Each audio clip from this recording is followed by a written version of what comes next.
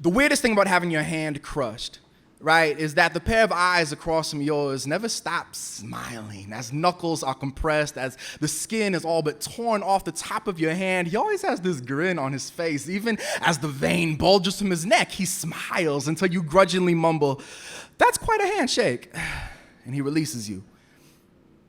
And see, as a young man, I was taught that one's masculinity was tied directly to one's handshake.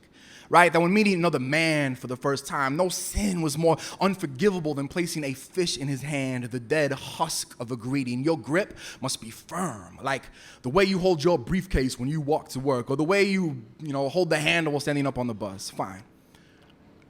Some men, however, prefer a grip like a battle axe mid-swing, like ripping the head off an antelope by tugging on the antlers. Some men treat every handshake as a gladiator's death match, a test of strength, a test of will. And when I meet these men, as I weirdly often do, their tectonic plate handshakes never fail to illuminate my myriad insecurities. Like frozen there with purple fingertips, I'm reminded of the fact that I cannot stand the taste of beer, that cars confuse and frighten me, that I always skip leg day at the gym, that when faced with a barbecue and a pair of tongs, I am going to overcook the meat every time. These men attempt to squeeze the testosterone from my body, and maybe I'm just insecure. But studying his smirk more closely, I think maybe that would make two of us, because as he drains the color from my fingertips, I find myself wanting to ask him, do you ever feel trapped?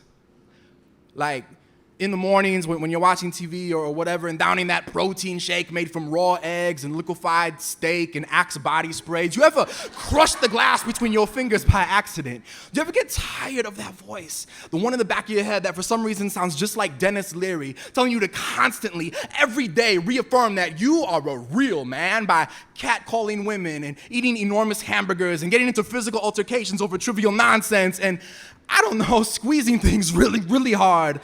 I find myself wanting to ask him, do you hold your wife's arm like this when you're angry with her?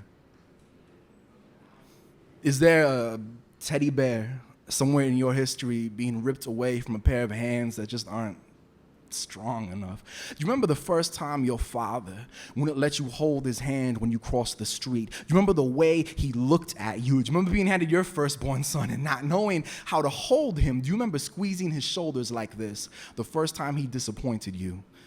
Do you remember what it was you were trying to hold on to?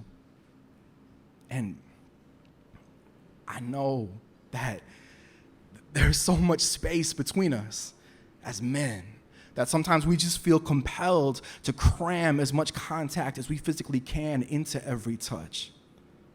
I know we become so comfortable with crushing, so hypnotized by our own strength, we forget how incredible it can feel